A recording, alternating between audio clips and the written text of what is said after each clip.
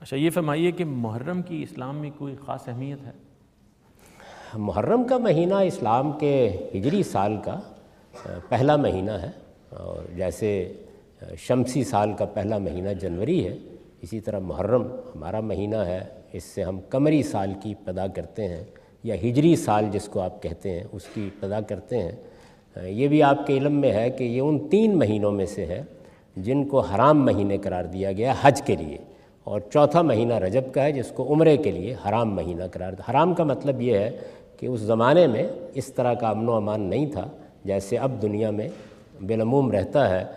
جنگ و جدال جاری رہتی تھی، اور اللہ تعالیٰ نے اپنے گھر کا حج کرنے کے لیے آنے والوں کے لیے 3 مہینے جنگ و جدال کے لیے ممنوع قرار دے دیے کہ اس میں کوئی جنگ نہیں ہوگی، لوگ ہتھیار رکھ دیں گے اور انتظار کریں گے، لوگ رستوں کو کھول دیں گے تاکہ لوگ حج کے لیے آ سکیں۔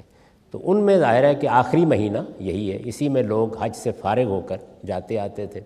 رسالت مآب صلی اللہ علیہ وسلم جب مدینہ تشریف لائے تو اسی مہینے کی 10 تاریخ کو آپ نے دیکھا کہ لوگ روزہ رکھتے ہیں، خاص طور پر یہود روزہ رکھتے ہیں۔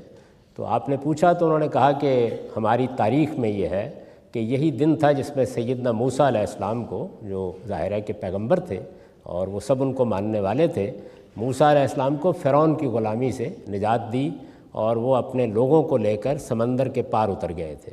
تو ہم اس کی یاد منانے کے لیے روزہ رکھتے ہیں۔ انبیاء علیہم السلام کے دین میں یاد منانے کے لیے روزہ رکھنے کی روایت ہمیشہ رہی ہے۔